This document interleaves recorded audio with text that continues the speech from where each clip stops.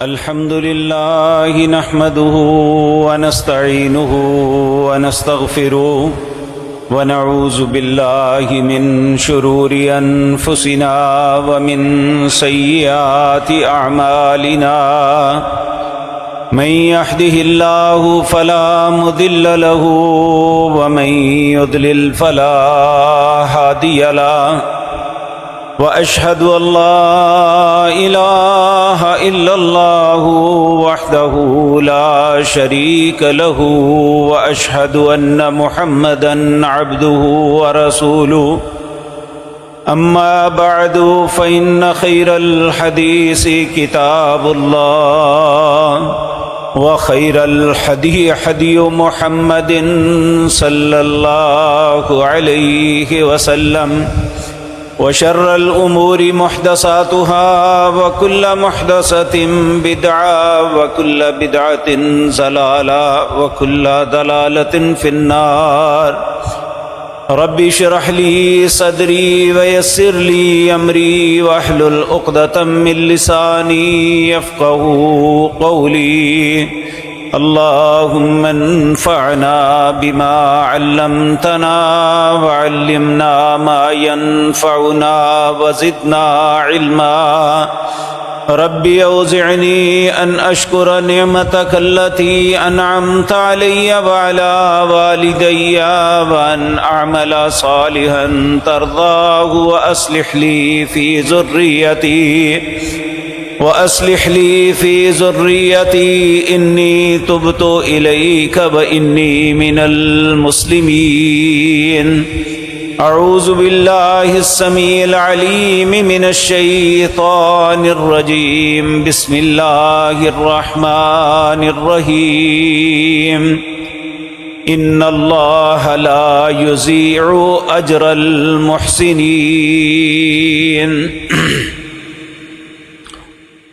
حضرات محترم، رمضان المبارک آیا، اپنی رحمتیں اور برکتوں کو بکھیرتا ہوا ہم سے جدا ہو چکا۔ خوش نصیب ہیں وہ لوگ جنہوں نے اس بابرکت مہینے کی قدر کی، اپنے فرائض کو تندہی کے ساتھ پوری جد و جہد اور کوشش کے ساتھ پورا کیا، اور فرائض کے ساتھ نوافل پہ بھی دوام کیا، اللہ کی کتاب قرآن کریم کی تلاوتیں کرتے رہے۔ اگر اللہ نے توفیق دی تو اپنی زبان سے چلتے پھرتے اٹھتے بیٹھتے لیٹتے اس کا ذکر کرتے رہے۔ میرے عزیز بھائیوں، ہماری زندگی کی وہی گھڑیاں سب سے قیمتی اور خوبصورت ہیں، ان پہ ہمیں کبھی حسرت اور افسوس نہیں آئے گا جن گھڑیوں میں ہم اللہ کا ذکر کرتے رہے، نماز کو ادا کرتے رہے، یا اللہ کی توفیق سے روزے کی حالت میں رہے، یا اپنے مال میں سے غرباء کو ان کا حق دیتے رہے۔ یہ وہ گھڑیاں ہیں جو ہماری زندگی کی سب سے قیمتی متاع ہے۔ تو اللہ رب العزت اہل ایمان کو، اہل احسان کو یہ بات کہہ رہے ہیں کہ ان اللہ لا یضیع اجر المحسنین، اللہ محسنین کے اجر کو ضائع کبھی نہیں کرتا۔ تو اس کا مطلب یہ ہے کہ خدا نہ خواستہ، اللہ نہ کرے کہ بعض لوگوں کے اعمال ضائع بھی ہو سکتے ہیں۔ تو اس کی مثال ہمیں اس طرح لینی چاہیے کہ ہم جانتے ہیں کہ دنیا کے اندر ہماری سب سے قیمتی متاع دو چیزیں ہیں، ایک ہماری اولاد اور دوسرا ہمارا مال۔ اور جو انسان دانا اور عقل مند ہے وہ اپنی جان سے زیادہ ان دونوں چیزوں کی حفاظت کرتا ہے۔ اگر اولاد محفوظ رہی، اولاد پڑھ لکھ گئی، کل آنے والے وقت میں یہ ماں باپ کے لیے سہارا بنتی ہے، ماں باپ کی عزت بنتی ہے، ماں باپ کے لیے ان کی بڑھاپے کی لاٹھی بنتی ہے۔ اسی طرح جو مال ہم کماتے ہیں ہم سمجھتے ہیں کہ ہماری زندگی کی آسائش تبھی ممکن ہے اگر کمایا ہوا مال ضائع نہ کر دے، اسے محفوظ رکھیں تاکہ ضرورت کے وقت ہمارے کام آ سکے۔ ہر دانا اور عقل مند انسان کی نشانی یہی ہے کہ وہ اس دنیا کے لیے دنیا کے متاع کی حفاظت کرتا ہے۔ لیکن میرے عزیز بھائیو، یہ یاد رکھے، جس طرح آج ہمارے لیے ہمارا مال اور ہماری اولاد سب سے قیمتی چیز ہے، اسی طرح ہماری دوسری زندگی جو آخرت کی ہے، والآخرۃ خیر وابقیٰ، آخرت جو بہتر بھی ہے، باقی رہنے والی بھی ہے، اس کے لیے ہمارا سب سے قیمتی متاع ہمارا نیک عمل ہے۔ اگر تو یہ قائم رہا، اس کی حفاظت کی، تو انشاءاللہ کل قیامت کے دن بھی اور اس کے بعد آنے والے حالات میں بھی ہمیں کوئی شرمندگی انشاءاللہ نہیں ہوگی۔ ہمیں ہر قدم پہ نعمتوں سے فیضیاب کیا جائے گا، اللہ رب العزت کا عزت و شرف ہمیں ملے گا، اللہ کی مہمانی سے ہم مستفید ہوں گے۔ اگر ہم جو نیکی کر رہے ہیں، ایک وہ لوگ ہیں جو نیکی کرتے ہی نہیں، بات ان کی نہیں، جو نیکی کرتے ہیں، اگر وہ اپنی نیکی کی حفاظت کر لیں گے تو اللہ کے ہاں یہ اس کے مہمان بنیں گے، کیونکہ اللہ رب العزت نے قرآن کریم میں فرمایا نزلا من غفور الرحیم، یہ آج مہمان ہیں اس غفور الرحیم رب کے، اللہ ان کی مہمانی کرے گا اور یہ اللہ کی مہمانی سے مستفید ہوں گے۔ اللہ ہمیں بھی ان لوگوں میں شامل کر لے۔ لیکن اس کے لیے ضروری ہے کہ ہم اپنے اعمال کی حفاظت کریں۔ یہ اعمال کی حفاظت کس طرح ہے؟ جس طرح ہم مال جو ہے یا اپنی گھروں کی تجوریوں میں رکھتے ہیں یا ہم بینک کے اندر لاکرز کے اندر اسے رکھتے ہیں تاکہ کوئی غلط آدمی ان تک نہ پہنچ سکے، اس کو برباد نہ کر سکے، ہم اسے کسی جوا خانے میں نہیں لٹاتے، ہم کسی غلط کام میں نہیں لٹاتے۔ جو لوگ مال کما کے اس طرح مختلف بربادی کے کاموں میں لٹا دیتے ہیں، وہ ہمیشہ انہیں شرمندگی کا سامنا کرنا پڑتا ہے، وہ آخر میں وہ ذلت اور رسوائی کی زندگی بسر کرتے ہیں۔ اسی طرح ہمارے اعمال جو ہیں، اگر ہم نے ان کی حفاظت کی تو یقین جانیے یہ ہمارے لیے ہماری عزت بنیں گے، ہماری عزت افزائی کا سبب بنیں گے۔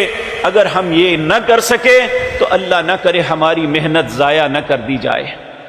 آج کی مجلس میں یہی بات عرض کرنی ہے کہ اللہ رب العزت جن لوگوں کے اعمال کو ضائع نہیں کرتا وہ کون ہیں، اور جن کے اعمال ضائع ہو جاتے ہیں وہ کون لوگ ہیں۔ اللہ رب العزت اپنے نیک بندوں، اچھے لوگوں کا تذکرہ کرتے ہوئے سورۃ مومنون ہے، اس کی آیت نمبر 57، 58، 59، 60 اور 61، 4 آیتوں کے اندر اللہ رب العزت اس اہل ایمان کا، اس اچھے انسان کا نقشہ بتا رہے ہیں جو انسان اپنے اعمال کی حفاظت کرنے والے ہیں۔ وہ کون ہیں؟ اللہ رب العزت فرماتے ہیں ان الذین هم من خشیۃ ربهم مشفقون، بے شک جو لوگ اپنے رب کے خوف سے ہمیشہ لرزتے ہیں۔ خوف کیا ہے؟ کہ اللہ نعوذ باللہ، جس طرح بعض لوگ ازراہ مزاح کرتے ہیں کہ کیا اللہ ڈراؤنی چیز ہے؟ نہیں، ڈراؤنی چیز نہیں ہے، وہ ہمارا مالک و خالق ہے۔ اور آپ جانتے ہیں اگر ہم کسی کے ہاں ملازم ہیں یا ہم سے کوئی برتر ہے، حتیٰ کہ اگر وہ ہمارا مالک نہیں بھی ہے، ایک فروخت کرنے والا اپنے گاہک کے سامنے اس طرح بادب ہو کے کھڑا ہوتا ہے، اس طرح ادب کے ساتھ بات کرتا ہے کہ میرا گاہک چلا نہ جائے، اور اس کی پوری عزت افزائی کرتا ہے کہ میں اس سے کچھ لے لوں، میرے ساتھ اس کی ڈیل ہو جائے۔ یہ ایک خوف ہوتا ہے کہ میرا گاہک چلا نہ جائے۔ وہ کوئی خوفناک چیز نہیں ہے، یا وہ ہمیں مار نہیں دے گا۔ خوف یہ ہے کہ یہ کہیں ہم سے سودا کیے بغیر چلا نہ جائے، ہم سے سودا لیے بغیر نہ چلا جائے، یہ ایک ذہن میں خوف ہے۔ اسی طرح ایک مومن، ایک نیک انسان کے ذہن میں اللہ کا خوف یہ ہے کہ وہ میرا مالک ہے، مجھے رزق دیتا رہا، مجھے اس نے زمین پہ ٹھکانہ دیا اور میں اس کی زمین پہ رہتا رہا، اس کے انعامات سے فیض یاب ہوتا رہا، اس نے مجھے عزت بخشی، مجھے اچھا خاندان دیا، معاشرے کے اندر ایک عزت دی۔ اگر انہی کی بابت اس نے پوچھ لیا یہ سارا کچھ میں نے دیا، تو نے میرے لیے کیا کیا؟ تو یہ ایک خوف انسان کے، ایک مومن کے دل میں ہوتا ہے۔ بے حیا انسان ہے وہ جو اللہ رب العزت کی ساری نعمتوں سے فیض یاب تو ہو رہا ہے لیکن اس کی حیا نہیں کر رہا، اس سے خوف نہیں کھا رہا کہ اگر مالک نے مجھے پوچھ لیا تو میں کیا جواب دوں گا۔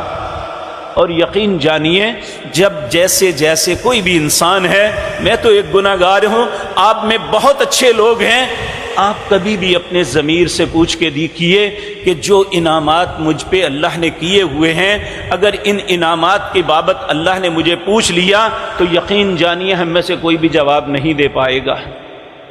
جتنے نعمتیں ہم پہ ہیں اس کے مقابلے میں ہم اللہ کا کتنا شکر ادا کرتے ہیں، یہ اس کا عشر عشیر بھی نہیں، بہت کم ہے۔ یہ ایک خوف ہے، جو خوف انسان کو خوف زدہ کر دیتا ہے۔ میرے رب نے پوچھا تو کیا جواب دوں گا؟ آپ دیکھیں خدا نخواستہ ایک بندہ بازار میں کہیں بھی اس سے کوئی غلطی ہوتی ہے، جس کے سامنے ہوتی ہے وہ کہتے ہیں میں تیرے ابو کو بتاؤں گا۔ اب ابو بیٹے سے زیادہ طاقتور نہیں ہے، لیکن ایک حیا کا رشتہ ہے اور وہ ڈر جاتا ہے میرے ابو کو پتہ چل گیا تو یہ تو بہت بری بات ہوگی، ان کی نظروں میں میری کیا عزت رہے گی کہ میں نے یہ کام کیا ہے۔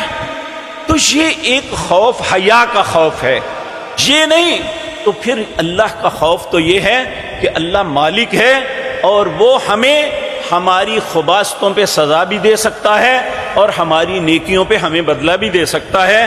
یہ ایک انسان کے دل کے اندر یہ ایک ایمان کی قوت ہے جو انسان کو ایسا ہونے پہ مجبور کرتی ہے۔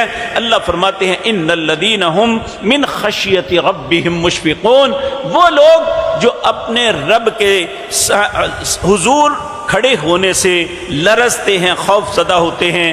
والذین هم بآیات ربهم یؤمنون، وہ لوگ اپنے رب کی آیات پہ ایمان رکھتے ہیں۔ الف لام الحمدللہ کی الف سے لے کر والناس کی سین تک جو احکامات ہمارے لیے آئے ہیں، اے اہل ایمان، یا ایہا الناس، اے دنیا جہان کے لوگوں، تمہیں یہ کام کرنا ہے، اگر ہم نہیں کریں گے تو ہمیں ڈرنا چاہیے کہ ہمارا مالک ناراض ہو جائے گا، اگر ہم نے کیے ہیں تو ہمیں اس بات پہ خوف زدہ ہونا چاہیے کہ ہمارا مالک قبول کرے گا یا نہیں کرے گا۔ آپ دیکھیں بعض اوقات ہم بڑی محنت سے کام کرتے ہیں لیکن جب وہی کام لے کے اپنے مالک کے حضور جاتے ہیں کہ میں نے یہ کام مکمل کر لیا ہے، اسے پسند نہیں آتا کہ میں نے جو کہا تھا وہ تم ویسا کر کے نہیں آئے، وہ ریجیکٹ کر دیتا ہے، تو کتنی تکلیف اور دکھ ہوتی ہے۔ اگر اسی طرح ہم نے جو کچھ کیا ہے اگر مالک کے حضور پیش کریں گے، اے اللہ میں نے یہ کیا، تو اگر وہ مالک اسے ریجیکٹ کر دے گا تو ہمارا کیا بنے گا؟ اللہ رب العزت ہمیں معاف فرمائے۔ عبداللہ صاحب یہ حال میں بہت سے پنکھے نہیں چل رہے، آپ انہیں چلائیں، لوگ پریشان ہیں۔ تو اللہ رب العزت فرماتے ہیں والذین هم بآیات ربهم یؤمنون، وہ لوگ جو ہماری آیات پہ ایمان رکھتے ہیں، والذین هم بربهم لا یشرکون، وہ لوگ جو اپنے رب کے ساتھ شرک نہیں کرتے۔ اللہ رب العزت اپنی ذات اور صفات میں لا شریک ہے۔ ارے اس برآمدے میں بھی ہیں، اس برآمدے میں بھی ہیں، انہیں چلاؤ سب کو۔ اللہ اکبر۔ والذین هم بربهم لا یشرکون، اللہ اپنی ذات اور صفات میں یکتا ہے، نہ اللہ اپنی ذات کے ساتھ اس کا کوئی شریک ہے، نہ اس کی صفات کے اندر اس کا شریک ہے، تو اللہ رب العزت کے ساتھ کسی کو شریک نہیں بناتے۔ مشکل کشا صرف اللہ ہے، حاجت روا صرف اللہ ہے، اور دینے والا صرف اللہ ہے۔ کسی اور کو اپنا داتا، کسی اور کو اپنا مشکل کشا، کسی اور کو اپنا حاجت روا تصور نہیں کرتے۔ اہل ایمان کی صفات بیان ہو رہی ہیں جن کے اعمال ضائع نہیں ہوتے۔ پھر فرمایا والذین یؤتون ما اتوا وقلوبهم وجلۃ، وہ لوگ، اللہ رب العزت فرماتے ہیں وہ لوگ جو کچھ دیتے ہیں یا اچھا کرتے ہیں اس کے باوجود خوف رکھتے ہیں کہ لوٹ کے انہیں اپنے رب کے پاس جانا ہے۔ یہ آیت جب پڑھی تو سیدہ عائشہ طیبہ طاہرہ رضی اللہ تعالی عنہا انہوں نے نبی کریم صلی اللہ علیہ وسلم سے پوچھا، یا رسول اللہ یہ کون لوگ ہیں؟ تو پھر خود ہی فرمانے لگی، یہ تو چور، ڈاکو، برے لوگ، ٹھگ، جو غلط کار ہیں، یہ وہ ہوں گے نا جو ڈرتے ہیں اللہ کے پاس جائیں گے تو کیا جواب دیں گے؟ نبی کریم صلی اللہ علیہ وسلم نے فرمایا، لا یا بنت الصدیق، نہیں صدیق کی بیٹی، ولکنہم الذین یصومون ویصلون ویتصدقون، یہ وہ لوگ ہیں جو نماز بھی پڑھتے ہیں اور روزہ بھی رکھتے ہیں، صدقہ بھی کرتے ہیں، وہم یخافون الا یقبل منہ، اور اس بات پہ خوف زدہ ہیں کہیں اللہ ان کے اعمال کو مسترد نہ کر دے، قبول فرما لے۔ تو میرے عزیز بھائیوں، انسان کو عمل کرنے کے بعد بے خوف نہیں ہو جانا چاہیے، اس کی حفاظت، اس کی قبولیت کے لیے اللہ سے دردمندانہ اپیل کرنی چاہیے۔ آپ دیکھیں سیدنا ابراہیم خلیل اللہ علیہ السلام، آپ اور آپ کے پیارے بیٹے سیدنا اسماعیل علیہ السلام، ان دونوں نے بیت اللہ تعمیل کیا۔ وَإِذْ يَرْفَعُ إِبْرَاهِيمُ الْقَوَاعِدَ مِنَ الْبَيْتِ وَإِسْمَاعِيلُ، جب بیت اللہ، آپ سوچ سکتے ہیں آج اگر ہم کسی مسجد کے اندر چند پنکھے لگوا دیں یا کوئی کارپٹ بچھا دیں یا اس کی چھت بنوا دیں تو ایک دل خوشی سے باغ باغ ہو جاتا ہے، میں نے اللہ کے گھر میں حصہ ڈالا ہے۔ تو جنہوں نے اللہ کا سب سے مقدس گھر بنایا وہ کتنا عظیم کام تھا۔ آج جس کو دیکھنے کے لیے ہم جیسے لوگوں کی آنکھیں ترستی ہیں، ہماری زندگی کی سب سے بڑی چاہت یہ ہے کہ اللہ ہمیں موقع دے، ہم اللہ کے اس گھر کا طواف کریں، ہم اللہ کے اس گھر سے چمٹ کے اپنے رب سے معافی مانگیں، ہم اللہ رب العزت کو راضی کریں اس کے ساتھ چمٹ کے، جس طرح بیٹا ماں کے ساتھ چمٹ جاتا ہے۔ بیت اللہ کا ایک جگہ ہے جسے ملتزم کہتے ہیں، اس ملتزم کے ساتھ رسول اللہ جس طرح بچہ ماں کے ساتھ چمٹ کے روتا ہے جب اسے کسی حاجت، انتہائی حاجت ہوتی ہے، تو وہ ملتزم ایسا مقام ہے جہاں انسان چمٹ جاتا ہے، اپنا سینہ، دائیں گال، دونوں ہاتھ ساتھ لگا کے رو رو کے اللہ سے اپنی التجائیں کرتا ہے، اور وہاں اللہ کسی کی التجا کو رد نہیں کرتا۔ وہ خوبصورت گھر جس کی سمت ہم سب لوگ نماز پڑھتے ہیں، جو اللہ نے اپنی عبادت کے لیے ہمارے لیے متعین کر دیا، جب اتنا عظیم کام کیا، وَإِذْ يَرْفَعُ إِبْرَاهِيمُ الْقَوَاعِدَ مِنَ الْبَيْتِ وَإِسْمَاعِيلُ، پھر یہ نہیں کہا تھا لو جی اللہ دا گھر اسی بنایا ہے، کہا ربنا تقبل منا انک انت السمیع العلیم، اے اللہ جو کچھ کیا ہے تیری شان اس سے بھی بلند ہے، اے اللہ تو اس سے بھی عظیم ہے، ربنا تقبل منا انک انت السمیع العلیم، اے اللہ جو کچھ کیا ہے اسے قبول کر لے، اس میں فخر نہیں ہے۔ اگر نماز پڑھی ہے تو فخر نہیں، تو نے مہربانی کی، تو نے میرے ذہن میں ڈالا، تو نے مجھے متوجہ کیا، میرے قدم اس طرف بڑھائے تو میں تیری نماز پڑھ سکا، تو نے مجھے توفیق دی تو میں روزہ رکھ سکا، اے اللہ تو نے مجھے مال دیا اور اس کے بعد میرے دل میں غنا دیا تو میں نے غریبوں کا حق اسے دیا، اے اللہ یہ سب کچھ تیری وجہ سے۔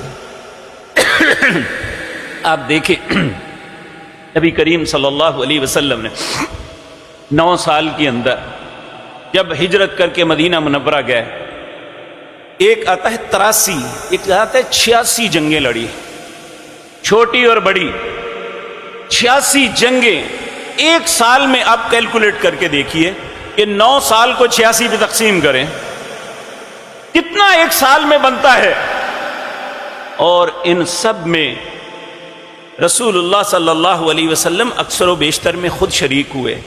اتنی محنت ہے جس میں سامنے اپنے ساتھیوں کی شہادتیں بھی ہوئی، حتیٰ کہ احد کے میدان میں رسول اللہ صلی اللہ علیہ وسلم خود بھی زخمی ہوئے، اس سارا کچھ ہوا، اتنی محنت اور مشقت کی، لیکن جس دن اللہ نے سب سے عظیم خوشی دی، مکے میں فاتح اعظم کی حیثیت سے داخل ہو رہے ہیں، سب سے بڑی خوشی کہ نبی کریم صلی اللہ علیہ وسلم جب ہجرت کر کے مدینہ آئے تو خوابوں میں مکہ آیا کرتا تھا، خواب آتے تھے کہ کاش میں مکے میں پہنچوں. کیوں؟ وہ آپ کی جائے پیدائش ہی نہیں تھی، وہاں اللہ کا عزت والا گھر تھا. ہماری جائے پیدائش بھی نہیں، ہم زندگی میں چاہت کرتے ہیں. کوئی شخص 40 مرتبہ بھی چلا جائے پھر چاہت کرتا ہے اللہ مجھے اپنے گھر کی زیارت نصیب فرما. تو جو ان کا رسول اللہ صلی اللہ علیہ وسلم کی جائے پیدائش تھی، آپ نے اپنا بچپن وہاں گزارا، آپ کی جوانی وہاں گزری، اور جب یہ سب کچھ چھن گیا، ہجرت کر کے مدینے چلے گئے تو خوابوں میں مکہ دیکھتے تھے. اللہ نے پھر ایک دن کہا لقد صدق اللہ رسولہ الرؤیا بالحق لتدخلن المسجد الحرام ان شاء اللہ آمنین محلقین رؤوسکم ومقصرین لا تخافون. میں تیری خواب کو اب سچا کر کے دکھاؤں گا. پھر وہ خواب سچا ہوئی.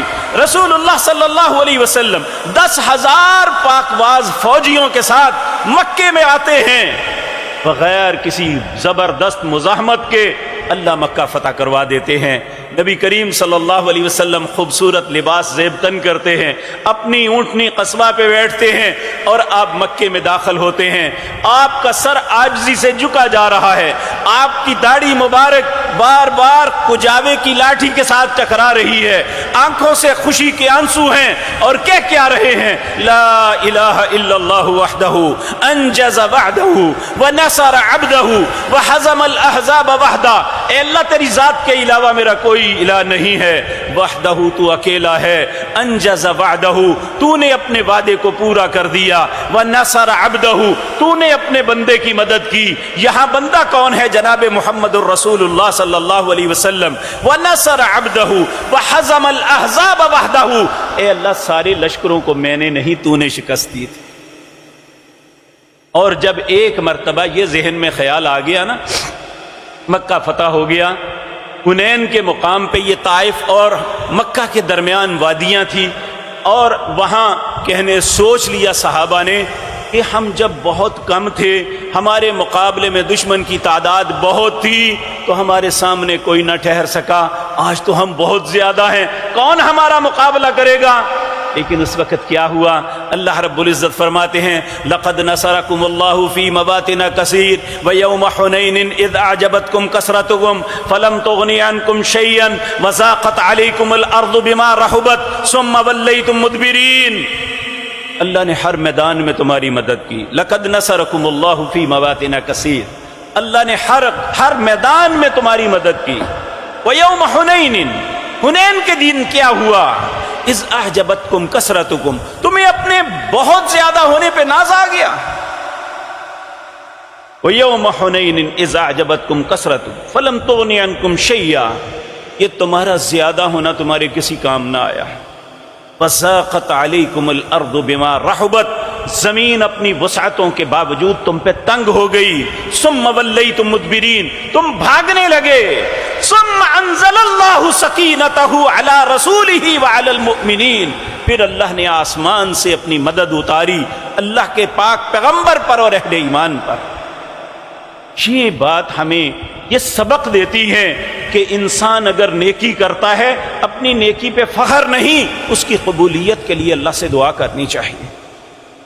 یہ نہیں کہ میں نے نماز پڑھ لی، یہ نہیں کہ میں نے روزے رکھ لیے، بلکہ سب کچھ کرنے کے باوجود اللہ رب العزت فرماتے ہیں والذین یؤتون ما آتوا وقلوبہم وجلۃ انہم الی ربہم راجعون.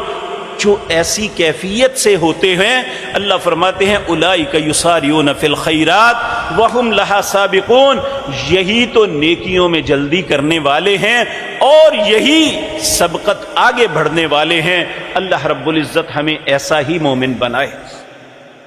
تو میرے عزیز بھائیوں، پہلی بات جو ہمیں یاد رکھ لینی چاہیے کہ جو نیکی کی ہے، اللہ کا ذکر کیا، قرآن کی تلاوت کی.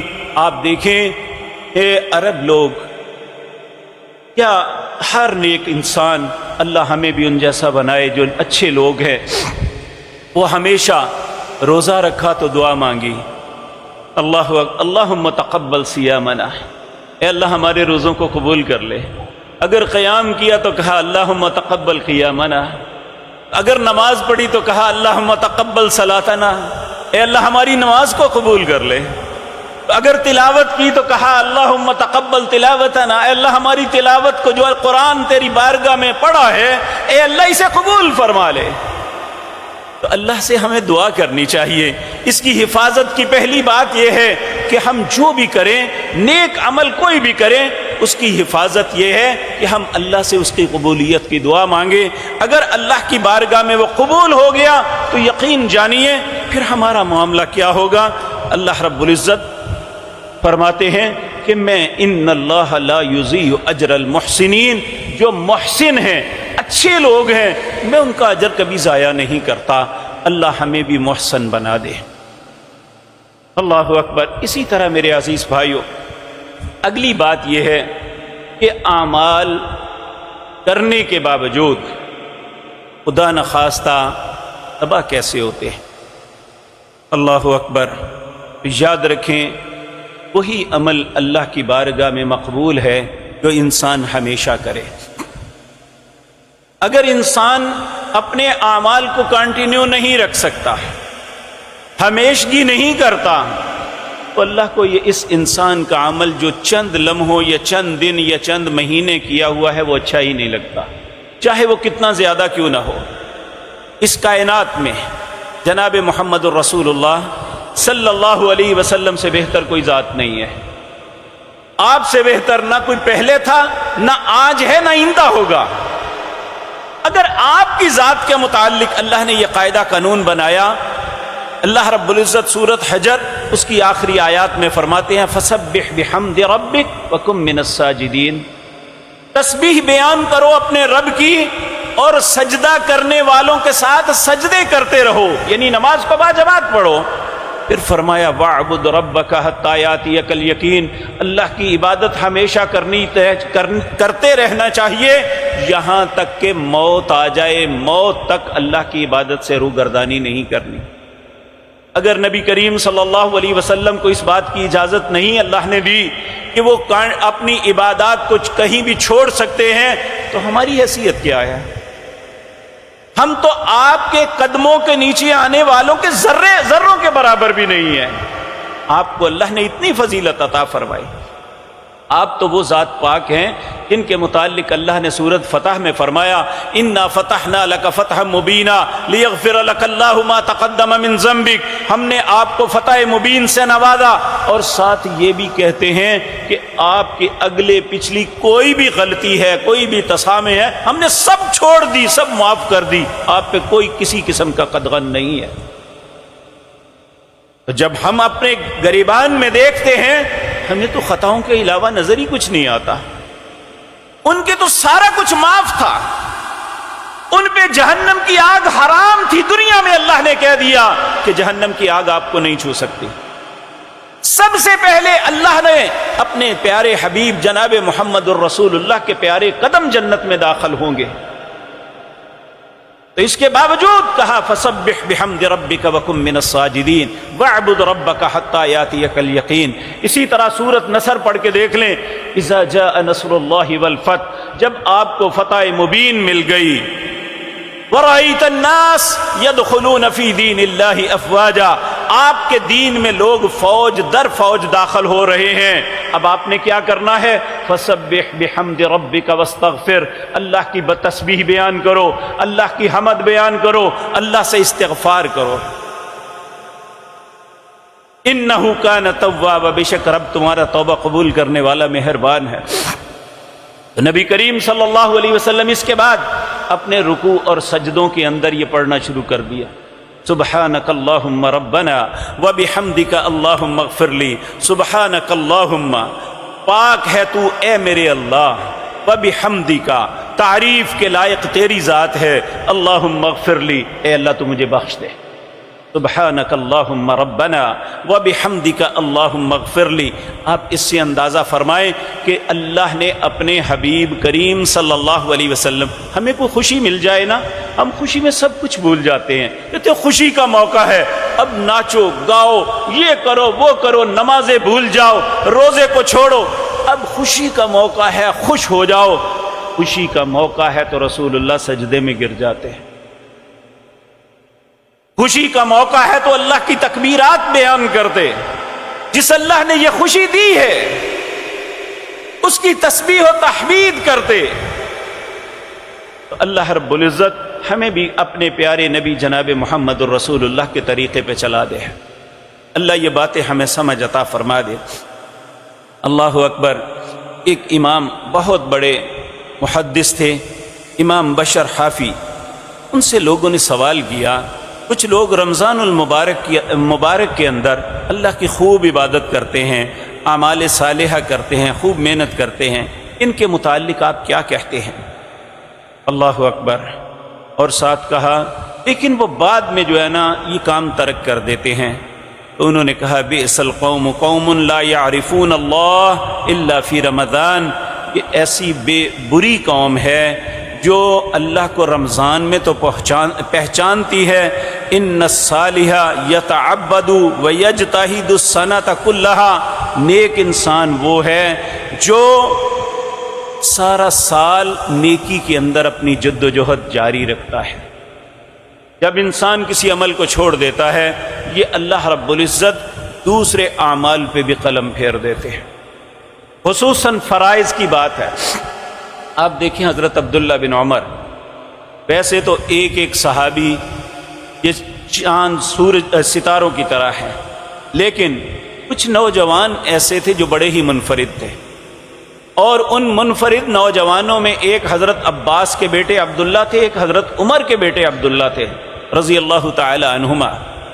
حضرت عبداللہ بن عمر نبی کریم ان سے بڑا پیار کرتے تھے، اور حضرت عبداللہ بن عباس بھی باوجود بچے تھے، اللہ نے ان دونوں کو بڑا ہی فہم دیا، جوانی اور بچپن کے اندر نیکی اور تقوی میں یہ بڑے بڑے لوگوں سے منفرد تھے۔ ایک دن ایک مجلس کے اندر بیٹھے ہوئے حضرت عبداللہ بن عمر رضی اللہ تعالی عنہ کا تذکرہ ہوا، کہا عبداللہ بڑا ہی اچھا انسان ہے۔ نبی کریم صلی اللہ علیہ وسلم نے فرمایا ہاں عبداللہ بہت اچھا ہے، لیکن یہ پہلے تہجد پڑھتا تھا، وہ اس نے چھوڑ دی، اب تہجد فرض نہیں ہے۔ اللہ نے قرآن میں کہا وَمِنَ اللَّيْلِ فَتَهَجَّدْ بِهِ نَافِلَةً لَكَ، یہ تہجد تمہارے لیے نفل ہے، زائد چیز ہے، جو پڑھے گا اسے اجر ملے گا، لیکن وہ پڑھتے تھے، پڑھنے کے بعد چھوڑ دی۔ تو نبی کریم نے فرمایا عبداللہ ہے بڑا اچھا، لیکن پہلے تہجد پڑھتے تھے، چھوڑ دی۔ یہ بات حضرت عبداللہ بن عمر کے کانوں میں پڑ گئی، تو حضرت عبداللہ کہتے ہیں پھر اس کے بعد پوری زندگی میں نے تہجد نہیں چھوڑی تھی۔ تو یہ لوگ تھے، اللہ ان کے رستوں پہ ہمیں بھی چلائے، یہ ہمارے لیے سبق تھے، ہمارے لیے قدوہ ہیں، ہمارے لیے یہ رہبر رہنما ہیں کہ ہم ان کو دیکھ کے اپنی زندگی کا تعین کر سکتے ہیں۔ یہ وہ لوگ تھے جن کو اللہ رب العزت نے دنیا میں سرٹیفکیٹ عطا کیا، لقد رضی اللہ عن المؤمنین رضی اللہ عنہم ورضوا عنہ، اللہ ان پہ راضی ہو گیا، وہ اللہ پہ راضی ہو گئے۔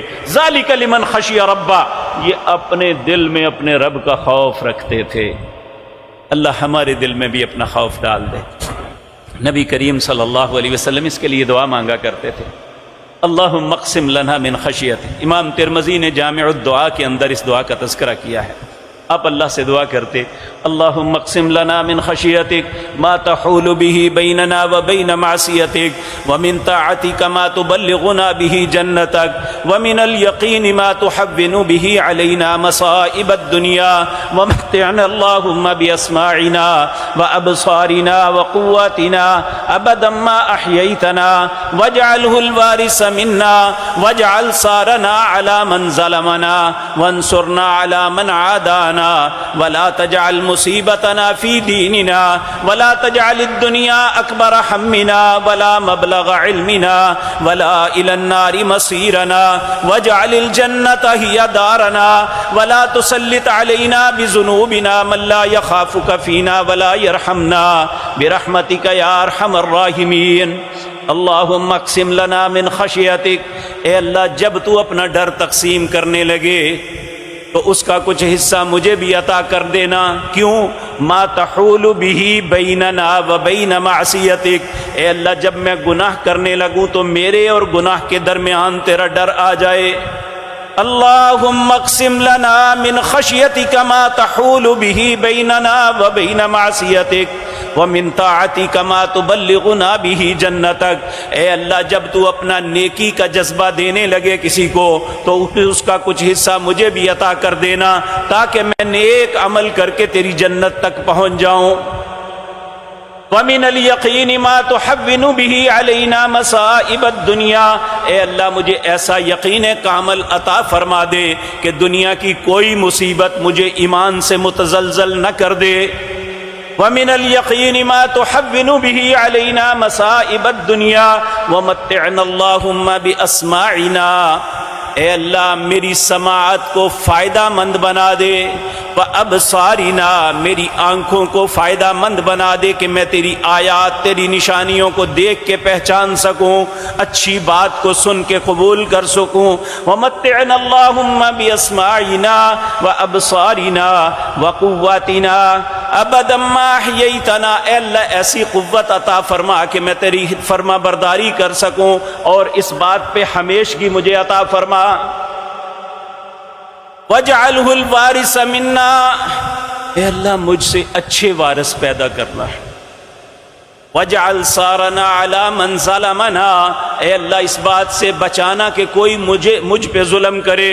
وَانْصُرْنَا عَلَى مَنْ عَادَانَا، اے اللہ میرے دشمنوں پہ میری مدد فرمانا۔ وَلَا تَجْعَلْ مُصِيبَتَنَا فِي دِينِنَا، اے اللہ میرے دین کے معاملے میں مجھے کسی مصیبت میں مبتلا نہ کر دینا۔ وَلَا تَجْعَلْ مُصِيبَتَنَا فِي دِينِنَا وَلَا تَجْعَلِ الدُّنْيَا أَكْبَرَ هَمِّنَا، اے اللہ دنیا میں کسی بڑی مصیبت میں مجھے مبتلا نہ کرنا۔ وَلَا تَجْعَلِ الدُّنْيَا أَكْبَرَ هَمِّنَا وَلَا مَبْلَغَ عِلْمِنَا، اے اللہ دنیا میں مصیبت آنے دور کی بات ہے، اللہ مجھے اس کی خبر بھی کبھی نہ پہنچے۔ وَلَا مَبْلَغَ عِلْمِنَا وَلَا إِلَى النَّارِ مَصِيرَنَا، اے اللہ جہنم میرا ٹھکانہ نہ بنانا۔ وَاجْعَلِ الْجَنَّةَ هِيَ دَارَنَا، اے اللہ جنت میرا گھر بنا دینا۔ وَلَا تُسَلِّطْ عَلَيْنَا بِذُنُوبِنَا، اے اللہ میرے گناہوں کو اتنا مجھ پہ مسلط نہ کر دینا کہ لوگ مجھ پہ رحم ہی نہ کریں۔ اللہ رب العزت یہ دعا جو پیارے نبی جناب محمد الرسول اللہ نے اپنے لیے مانگی تھی، اللہ ہمارے حق میں بھی قبول فرما لے۔ تو میرے عزیز بھائیوں، اللہ کا ڈر جو ہے انسان کو گناہوں سے بچاتا ہے، اور اعمال کی ہمیشگی یہ اللہ کی رضامندی کی علامت ہے۔ اسی طرح میرے عزیز بھائیوں، حضرت عبداللہ بن عمر رضی اللہ تعالی عنہ اب فرماتے ہیں کہ ایک انصاری صحابی نبی کریم صلی اللہ علیہ وسلم کی خدمت میں حاضر ہوا، سلام کی اور کہا کون سا مومن افضل ہے؟ نبی مکرم صلی اللہ علیہ وسلم نے فرمایا جس کا اخلاق اچھا ہے، زبان کا بڑا اچھا ہے، کردار اچھا ہے۔ پھر فرمایا کون سا مومن زیادہ عقل مند ہے؟ آپ نے فرمایا اکثرہم للموت ذکراً، جو اکثر اپنی موت کو یاد رکھتا ہے، وَأَحْسَنُهُمْ لِمَا بَعْدُ، اور زندگی کے بعد آنے والے حالات کے متعلق تیاری رکھتا ہے، نیک عمل کرتا ہے۔ اللہ ہم سب کو نیکی کی توفیق عطا فرمائے۔ نبی کریم صلی اللہ علیہ وسلم آپ سے پوچھا گیا حضرت عائشہ کہتی ہیں کون سا عمل اللہ کے ہاں محبوب ہے؟ نبی کریم نے فرمایا جو عمل ہمیشہ کیا جائے۔ اگر اللہ کی توفیق سے رمضان میں نمازیں شروع کی ہیں تو آپ پوری زندگی ہمیشگی کر لیں۔ اگر پہلے روزے نہیں رکھے، اس دفعہ رکھے ہیں تو پھر ان کو کبھی نہیں چھوڑنا انشاءاللہ۔ اگر قرآن کریم کی تلاوت کی ہے تو رمضان کے بعد قرآن کو اگلے سال تک بند نہیں کر دینا، ہر نماز کے بعد یا دن میں کبھی نہ کبھی قرآن کو کھول کے ضرور پڑھنا ہے۔ ہم اپنی زندگی میں بہت سی مشکلات اور مصیبتوں کا شکار ہوتے ہیں۔ نبی کریم صلی اللہ علیہ وسلم نے فرمایا جس نے قرآن کے ساتھ تمسک کیا وہ اس کی تلاوت کرتا رہتا ہے اور اسے دعا کا وقت بھی نہیں ملتا اپنی حاجات اللہ کے سامنے بیان کر سکے یا اپنی مصیبتوں کے مداوے کے لیے اللہ سے التجا کرے، تو اللہ اس قرآن کی تلاوت کی وجہ سے اس کی حاجتوں کو بھی پورا کرے گا، اس کی مصیبتوں کو بھی ٹال دے گا۔ اس لیے قرآن پڑھنا ہمارے مفاد میں ہے، قرآن کی تلاوت کریں، قرآن کو سمجھنے کی کوشش کریں۔ نبی کریم صلی اللہ علیہ وسلم نے کہا، حضرت عائشہ بیان کرتی ہیں، آپ نے فرمایا کان احب الدین الیہ ما دوام علیہ صاحب، اس بہترین دین اور اللہ کو محبوب دین وہ ہے جو انسان اس دین کے اوپر زندگی بھر ہمیشہ عمل کرے۔ حضرت ثوبان رضی اللہ تعالیٰ عنہ کہتے ہیں رسول اللہ صلی اللہ علیہ وسلم نے فرمایا استقیموا ولن تحصوا واعلموا ان خیر اعمالکم الصلاۃ ولا يحافظ علی الوضوء الا المؤمن۔ تم استقامت اختیار کرو، اور استقامت ہر بندہ اختیار نہیں کر سکتا۔ ہم کہتے تو ہیں لیکن حقیقت بات یہ ہے کہ ہم سے ہر قدم پہ بھول ہو جاتی ہے۔ اللہ ہم پہ رحم فرمائے۔ اور آپ نے فرمایا اس بات پہ یقین کر لو تمہارا بہترین عمل نماز ہے۔ پھر فرمایا ایک سچا مومن وہ ہے جو ہمیشہ باوضو رہتا ہے، اپنی نماز کے لیے وضو کرتا ہے، ایک سچا مومن وہ ہے۔ اگر ہم نماز نہیں پڑھیں گے تو وضو نہیں کریں گے، اگر وضو نہیں کریں گے تو سچے مومن نہیں بنیں گے۔ اللہ رب العزت ہمیں اس نماز پہ ہمیشہ استقامت عطا فرمائے۔ اگر کوئی انسان استقامت اختیار کرتا ہے تو پھر اسے کیا انعام ملتا ہے؟ یہ اللہ اکبر اللہ رب العزت فرماتے ہیں ان الذین قالوا ربنا اللہ ثم استقاموا تتنزل علیہم الملائکہ الا تخافوا ولا تحزنوا وابشروا بالجنة التي كنتم توعدون نحن اولیاؤکم فی الحیاة الدنیا وفی الآخرة ولکم فیہا ما تشتہی انفسکم ولکم فیہا ما تدعون نزلا من غفور الرحیم۔ ان الذین بے شک وہ لوگ قالوا جنہوں نے کہا ربنا اللہ ہمارا رب اللہ ہے، اللہ سے ایگریمنٹ کر لیا تو ہمارا رب ہے، اے اللہ میں تیرا بندہ ہوں، تو میرا مالک ہے، میں تیرا غلام ہوں، تو میرا خالق ہے، میں تیری مخلوق ہوں، جو تو چاہتا ہے وہ کروں گا۔ جب یہ ایگریمنٹ ہو گیا ثم استقاموا پھر اس پہ استقامت اختیار کرتا ہے، جم جاتا ہے، پہلا انعام اللہ یہ دیتے ہیں تتنزل علیہم الملائکہ، اس پہ فرشتوں کا نزول ہوتا ہے جو اس کی حفاظت کرتے ہیں۔ آپ دیکھیں بعض اوقات زندگی میں انسان کسی بہت بڑے حادثے کا شکار ہونے لگتا ہے اور اچانک ایسے بچتا ہے تو کہتے ہیں ایسے لگتا ہے جیسے فرشتے نے پکڑ کے ایسے کر دیا۔ یہ وہی فرشتے ہیں جو اہل ایمان کے لیے اس کی حفاظت کے لیے اترتے ہیں۔ تتنزل علیہم الملائکہ الا تخافوا ولا تحزنوا، نہ دنیا میں خوف نہ آخرت میں خوف۔ ایک مومن آدمی اگر فقر ہے تو اللہ کی مشیت سمجھ کے قبول کرتا ہے، اگر نعمتوں سے نوازا ہے کہ اللہ نے مجھے نعمتیں عطا کی ہیں وہ ان کا حق ادا کرتا ہے۔ اللہ رب العزت فرماتے ہیں اللہ تخافوا ولا تحزنوا، انہیں کوئی خوف اور غم نہیں ہوتا۔ وابشروا بالجنۃ التي كنتم توعدون، انہیں بشارت دے دو اس جنت کی جس کا تم سے وعدہ کیا گیا ہے۔ اور پھر سب سے بڑی بات اللہ فرماتے ہیں نحن اولیاؤکم فی الحیاۃ الدنیا وفی الآخرہ، دنیا کی زندگی میں بھی میں تمہارا دوست ہوں اور آخرت میں بھی تمہارا دوست رہوں گا۔ اللہ ہمیں استقامت اختیار کرنے کی توفیق عطا فرمائے۔ پھر اس کے بعد اللہ فرماتے ہیں جب جنت میں چلے جاؤ گے تمہارا رب تمہیں خود کہے گا وَلَكُمْ فِيهَا مَا تَشْتَهِي أَنفُسُكُمْ، اے میرے بندے زندگی بھر تو میرے حکم سے ہر بری چیز سے رکتا رہا، اب منہ سے مانگ، جو تیرے نفس کی خواہش ہے میں پوری کروں گا۔ وَلَكُمْ فِيهَا مَا تَشْتَهِي أَنفُسُكُمْ وَلَكُمْ فِيهَا مَا تَدَّعُونَ، جو مانگو گے ملے گا۔ نزلا من غفور الرحیم، آج تم مہمان ہو اور تمہارا میزبان غفور الرحیم، اللہ بخشنے والا مہربان ہے۔ اللہ رب العزت ہمیں ایسا بنا دے۔ میرے عزیز بھائیو، جب سلیمان علیہ السلام کو آج جب اللہ ہمیں نعمتوں سے نوازتا ہے نا تو ہم بجائے شکر کرنے کے ہم ناشکری کی طرف جاتے ہیں۔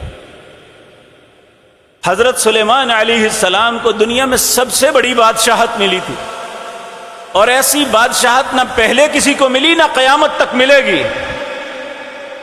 تو جب یہ سارا کچھ ملا تو کیا کہا؟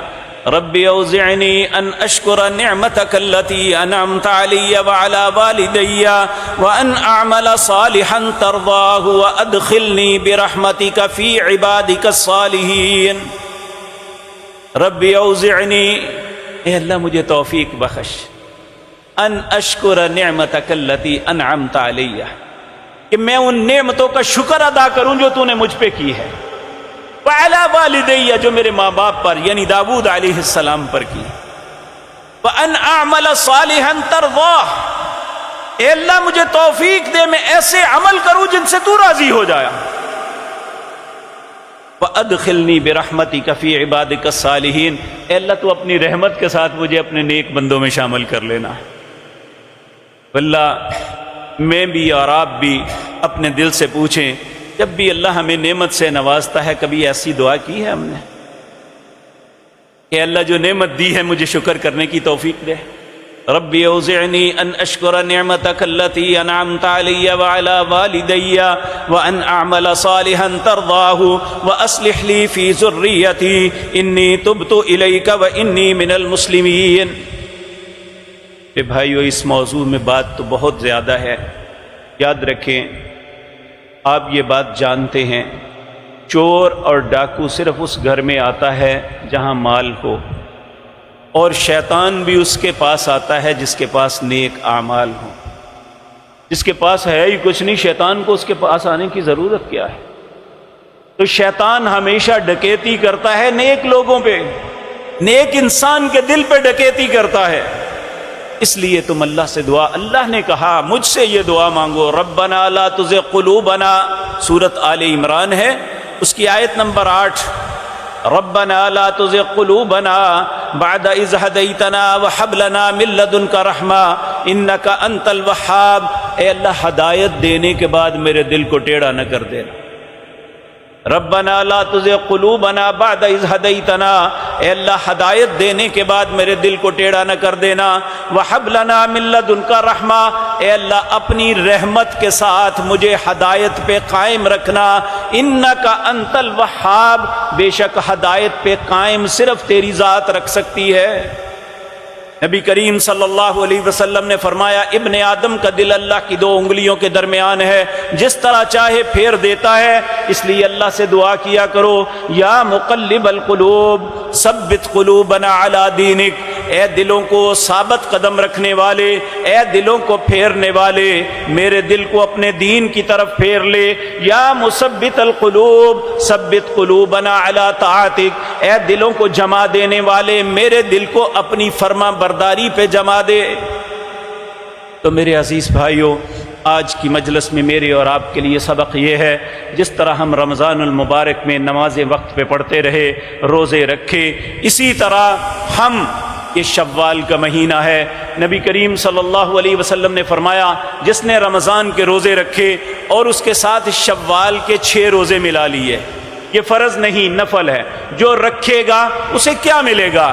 نبی کریم صلی اللہ علیہ وسلم نے فرمایا اللہ کی نظروں میں ایسے ہوگا جیسے وہ پورا سال روزے رکھتا رہا۔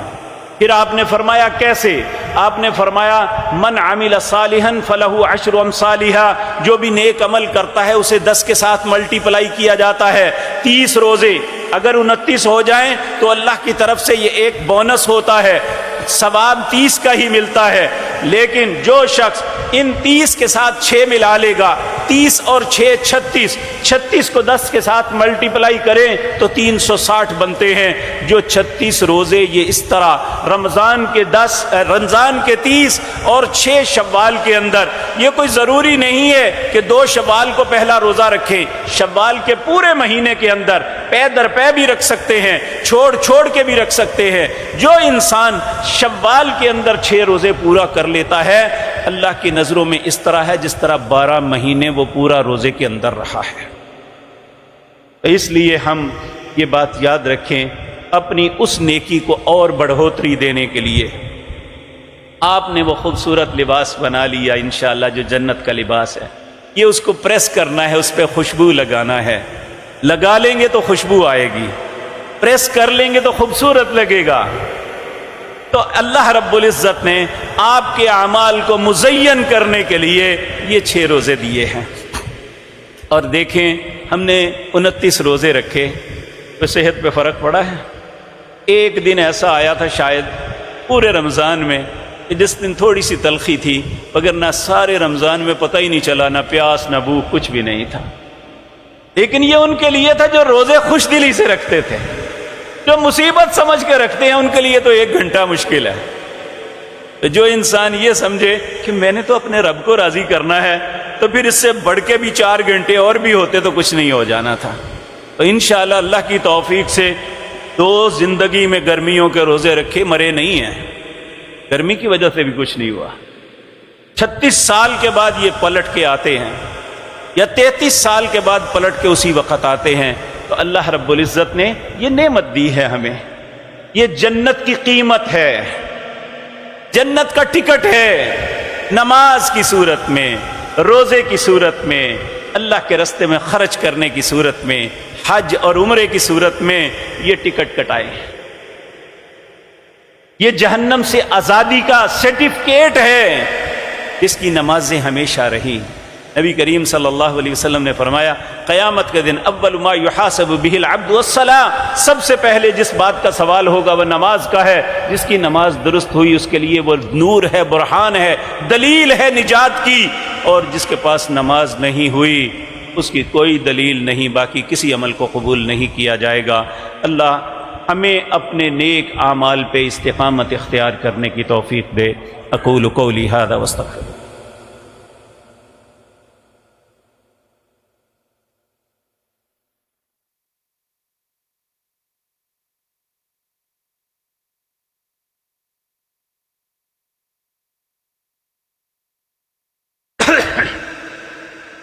ان الحمد للہ نحمده ونستعینه ونستغفره ونعوذ باللہ من شرور انفسنا ومن سیئات اعمالنا من يهده الله فلا مضل له ومن يضلل فلا هادي له واشهد ان لا اله الا الله وحده لا شريك له واشهد ان محمدا عبده ورسوله.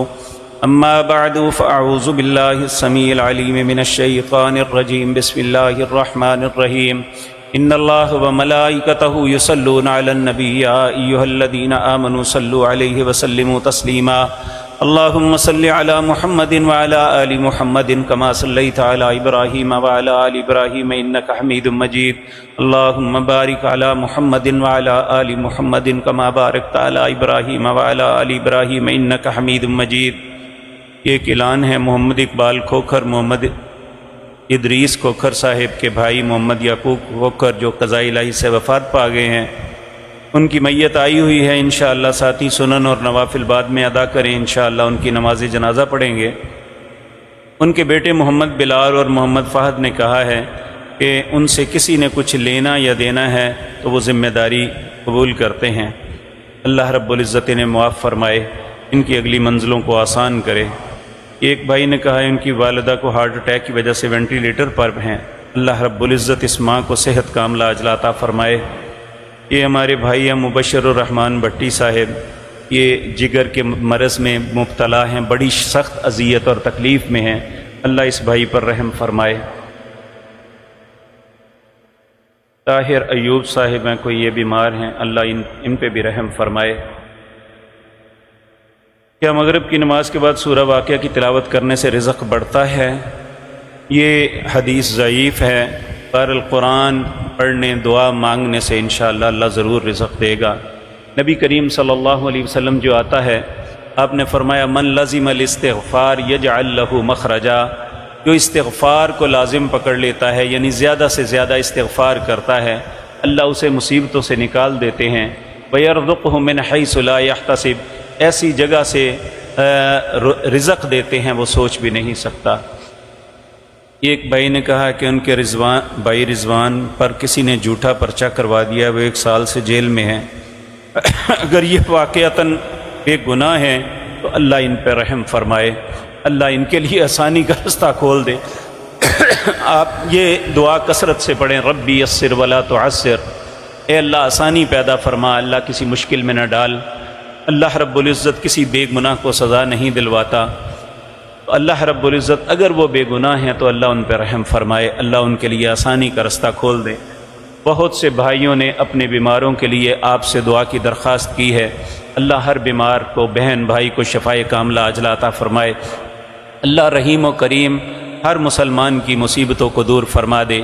اللہ رب العزت سب کے رزقوں میں وسعت پیدا فرما دے، اللہ دنیا اور آخرت کی بھلائیاں عطا فرمائے، اللہ آپ سب کے گھروں کو خوشیوں سے بھر دے، اللہ ہر مشکل سے نجات عطا فرما دے، اللہ ہر مقروض کے قرضے اپنی رحمت سے ادا فرما دے۔